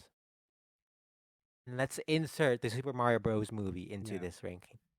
So first we As give the range, right? We give a guess as to what yes, we movie. need to figure out the range. So Pawn, I'm gonna give you 2 seconds, and after those 2 seconds, you're gonna name a movie, right? That Okay. we've covered within the breadth of the $1 billion movie club. Okay. And I am stalling because I also need to figure out which film I am picking, and I think I am gonna land on. I got one. What if we said the same movie? That's never happened, has it? I mean, it's very rare. We'll figure out what happens when we see it happen. Okay. You On know the what I count of think happens three. if we do that? Huh. That movie gets immediately deleted off the list and this replaces it. Replaced it. God, is that how we're gonna get Jurassic World Dominion off the list? All right, Pawn. On the count of three, you're gonna say the name of the film. Ready? 1, 2, 3. Jurassic World. Finding Dory. 1? Yes. I said Finding Dory. Pawn, as I look at this list, Mm-hmm. They are right next to each other, aren't they? Jurassic World's at number 18. Finding Dory is tied at number 17. So we have our range. Where's it gonna go? So I'm pulling out the random number generator. And the min of 17 and the max of 18. Interesting. You mean the objective movie analysis generator? Yeah, that's what I said. Calculator. The objective movie calculator 3000. This is interesting. Oh, that's where it lands. Mm. Okay. Upon, I'm gonna add this film to the list. Stall until then. You know, this world's it's got a couple stalls here and there, but the Mario world, then the few stalls it had where when you're waiting for the platform to show up, when you're on a different platform and you got to jump to that platform, and then you go to your destination. You're stalling a little bit there when you're like waiting for the thing to happen, and it happens. I leave for 2 seconds, and you start talking about Stalin and Russian revolutions. What happened? Listen, you get me on my shit, and you see what happens. I got you on your shit. Yeah. You ever watch Death of Stalin? No. I'll enjoy that one. Armando Iannucci film. Email us if you want to hear our thoughts about the death of Stalin, real or email. fictional. What is that email? The $1,000,000,000club@gmail.com. Actually, the there's $1 billion no B. movie club There's or no just B. billion? Yeah, I was gonna say. But give the email again. $1,000,000,000movie club@gmail.com. Not to be confused with the email address of the Billion Movie Club.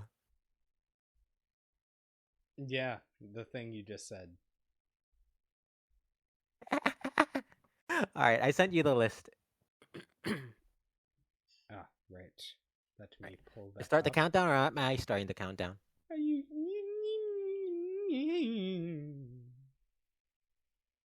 Did that answer your question? What's that? You start the countdown. All right, at 48, we got Pirate 4. Number 47, Alice in Wonderland. Number 46, Toy Story 3.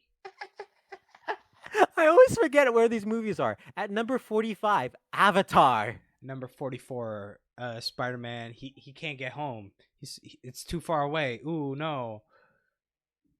Number 43, Rogue One: A Star Wars Story. Number 42, we see the bright side of the moon, but what's on that other side? Transformers. Number 41, Harry Potter and the Sorcerer's Stone. At number 40, what if Despicable Me Man, but a second one, and they're both next to each other, and they're hanging out, but it's a 3, not a 2. That was about him and his twin. I forgot that happened in Despicable Me 3. At number 39, Transformers: Age of Extinction. At number 38, we be touching dead men's chests. At number 37, Captain Marvel. Number 36, Spider-Man. You know what? He was far from home, but now it's ridiculous. All right, it's impossible. It's impossible for him to get home. It's impossible. Number 35, Captain America: Civil War. Number 34, no one flies planes like us. One can say that we're the top gunners of planes, Maverick. I had a little side tangent. Because the other day I'm in my room, my cousin's Dylan, he's in the living room, and he goes, "Yo, Chris, what was that bad plane movie we saw?" I was like, "Top Gun?" He's like, "Yeah, thanks." We did not like that first Top Gun. Number 33, Star Wars Episode 1, The Phantom Menace.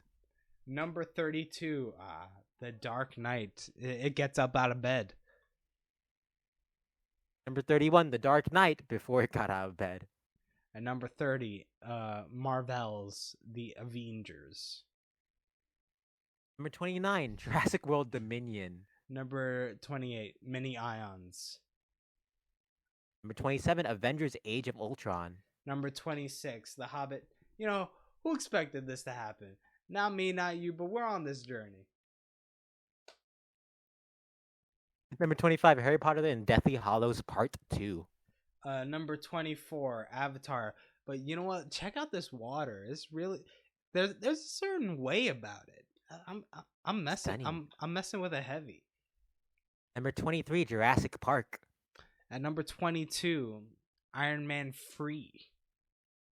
Number 21, Frozen. At number 20, listen, what if we prevented the dinosaurs from going extinct a second time and creating a second fallen kingdom of Jurassic Worlds? I really hope someone's listening to this podcast for the first time and has no clue what you're saying when you describe these movies. Number 19, Jurassic World. At number 18, Wow. Oh, we found our spot. A Super Mario Bros. Movie. Tied Wait, so at Jurassic number World was pushed down? is pushed down. What? Something may have happened that this is now what officially happened. Something might have been messed up as I think about it. We push on. Oopsie. Tied at number 17. Oh, wow. Andrew Stanton's Finding Dory, Jordan Peele's Us, Sam Raimi's Spider-Man 3, John M. Chu's Crazy Rich Asians, and Ron Howard's Dr. Seuss's How the Grinch Stole Christmas. What a list of 17 movies. Movies that are 17, if you will. Speaking of 17, we got another one, and number 16, Beauty and the Beast 17. Number 15, tied at number 15, Titanic and the $1 Billion Movie Club. I think we need to add a parenthetical to that at a certain point, but we're not there yet. Maybe. We'll see. Number 14, we got Star Wars Episode 110, The Rise of Skywalker. Number 13, Toy Story 4. Number 12, Frozen 2. Number 11, Joker. Number 10, Incredibles 2. Number 9, Star Wars Episode 7, The Force Awakens. At number 8, 19, Aladdin. Number 7, Zootopia. Number 6, Engami. Number 5, Black Panther. At number 4, Infinite Wars. Number 3, The Lion King 2019 is at number 3. And number 2, for 8. Number 1, Star Wars Episode 8, The Last Jedi. Number 0, the wettest of them all, Aquaman. Number -1, The Lord of the Rings, The Return of the King. At number -2, 7 Samurai, but they be furious as hell. You know, this is what? It's 7 Samurai, but they be furious, and they're not samurai. What are they? They're furious. That's what I said, and they're 7. Number What more do you 3. want from me, Miss Simpson? Number -3, Skyfall. Pawan, that's a list. That sure is a list. That is the objective list. Remember, Fate of the Furious is better than Titanic. Star Wars Episode 9, The Rise of Skywalker, better than Dark Knight. Jurassic World is the greatest film in the Jurassic franchise. Wait, Miss Simpson. Breaking news for the $1 Billion Movie Club. Breaking news. I just got an email to the $1 Billion Movie Club account. Okay. It's a link. There's a title here. Super Smash Bros. The movie. Oh my god. I think someone just gave me a link to a rough copy of what is going to be the sequel to this movie. And it says here, feel free to share as you wish. So, lucky fans of the $1 Billion Movie Club, email us, and a lucky viewer will receive this link. A lucky viewer? A lucky viewer. I'm saying just one single viewer? One email will be sent at an indeterminate point to the people who submit to get this link. Who sent you this link? It doesn't say. It's kind of encrypted, so like I don't know. It's mysterious. An encrypted email? Yes. All right. Well, send an email if you want that link. Where's the email, Pawan? You can email $1 Billion Movie Club, and if you want the link to this second movie in this franchise, the Super Smash Bros. Movie, put in the subject title Super Smash Bros. Link. On question. What's the email? Is there no website after $1 billion? $1,000,000movieclub@gmail.com. All right, email $1,000,000movieclub@gmail.com if you want this link. This mysterious link that Pawan won't even share on their screen. It's that mysterious. It's going to one lucky viewer. Viewer of the audio only podcast that we do now. One viewer. Before we round out this podcast, I'd like to do a little exercise with you. Okay. As we know, we only come back nowadays to when a film crosses that $1 billion mark. Mm-hmm. And we're hitting that summer season. There's a lot of movies. A lot of So movies. really quickly, I'm gonna rattle off some big movies, and you tell me if you think we're covering them on the $1 billion movie club, and then we'll reevaluate next time we get together for this show. Okay. All right. Okay. Couple movies. All right. Guardians of the Galaxy Volume 3. No. Oh. Fast X. Yes. White Men Can't Jump. Say that title one more time. The remake of White Men Can't Jump. Oh, it's a remake. Yeah, it's gonna make it. Yeah, 100%. The Little Mermaid. I think the Disney remakes are dying off now, so I'm It's a hopefully remake. saying no. You said it's a remakes are Disney- gonna make it. But it's a Disney remake, and like But White Men Can't Jump is from 20th Century Studios, which is owned by Disney, so that's a Disney remake. you know what? Fine. You want me to say that the Little Mermaid's gonna fine. The Little Mermaid's gonna make it. Are you happy? I just want some consistency in your words. All right. Never take me at my word. Spider-Man okay? Across the Spider-Verse. No, it's too long. Past Lives. If it was Past Wives, maybe. Have you heard of Past Lives? No. Oh, boy, I'm excited. Transformers Rise of the Beasts. That one, no, they've been going down in their popularity. This is the scary one. The Flash. Yeah. I mean, not that same Yeah. day. Elemental. No. Indiana Jones and the Dial of Destiny. Maybe? Holy shit, I didn't know they were making this movie. A live action Harold and the Purple Crayon. See, you can't start off with saying a live action Harold like that and pause. You got me excited for Harold and Kumar 4. No. Yeah, no, because I'm disappointed already.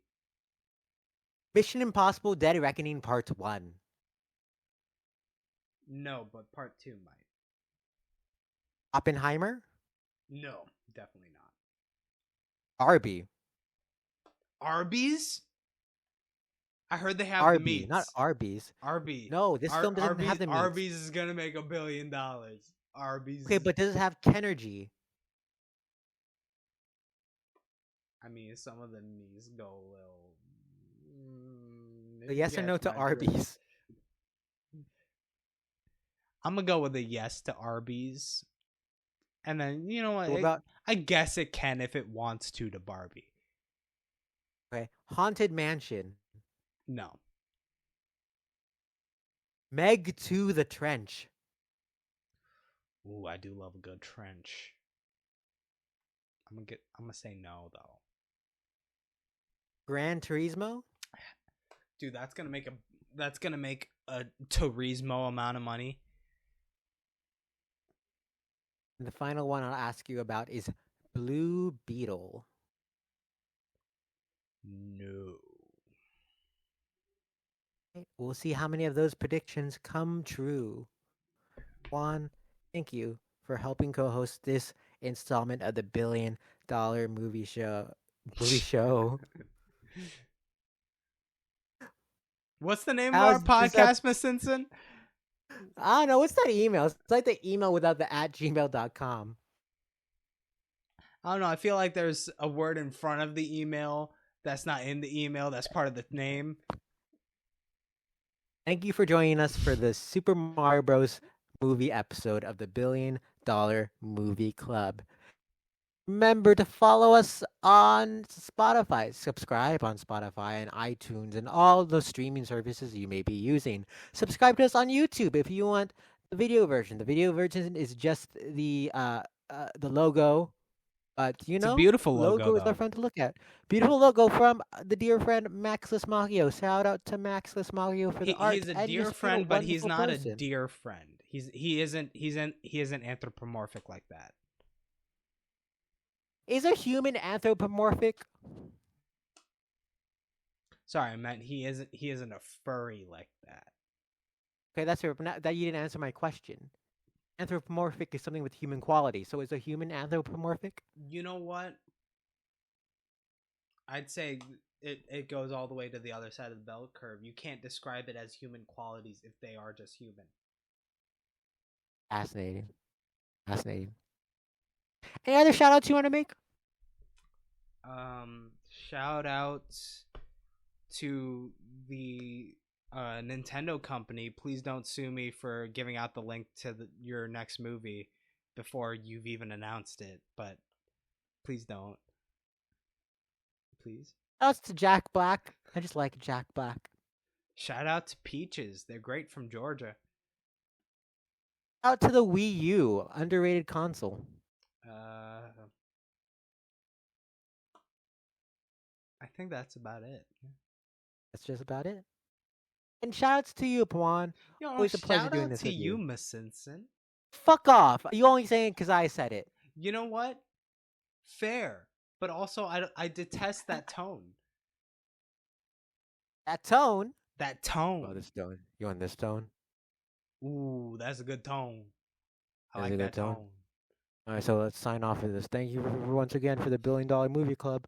That was Mega Marvel, and I'm Fireflower.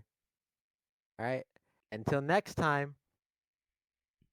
Pull once, pull once, pull once, pull once, pull once, pull once, pull once, pull once, pull once, pull once, pull once. Whoa.